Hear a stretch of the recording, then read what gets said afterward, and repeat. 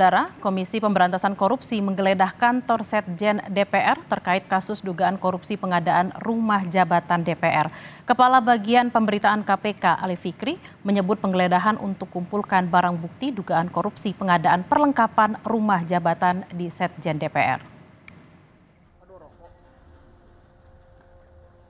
Usai menggeledah kantor Setjen DPR RI, penyidik KPK membawa 2 koper dan 1 tas ransel hitam keluar dari gedung Setjen DPR. Juru bicara KPK Ali Fikri menyebut, penggeledahan ini merupakan pendalaman atas dugaan kasus korupsi pengadaan rumah dinas DPR. Rumah dinas itu ada di Kalibata dan Ulu Jami. Dugaan korupsi ada pada pengadaan perabotan rumah.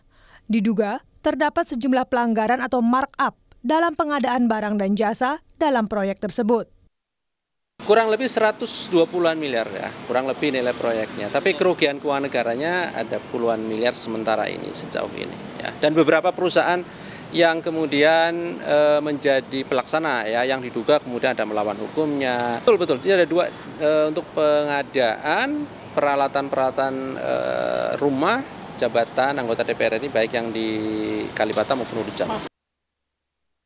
Sebelumnya LPSE merilis data nilai lelang pengadaan perlengkapan rumah tangga jabatan DPR tahun 2020 di Kalibata dan Ulu Jami. Nilai lelang pengadaan perlengkapan rumah tangga jabatan DPR tahun 2020, rumah jabatan anggota DPR RI Kalibata Blok A dan B senilai 39,7 miliar rupiah. Jumlah ini untuk peralatan seperti furnitur, perabot rumah tangga, alat olahraga, alat musik, alat kesenian, hingga tabung gas kosong. Sementara untuk pengadaan perlengkapan rumah tangga jabatan DPR tahun 2020, rumah jabatan anggota DPR RI Kalibata, Blok C dan D, senilai 37,7 miliar rupiah.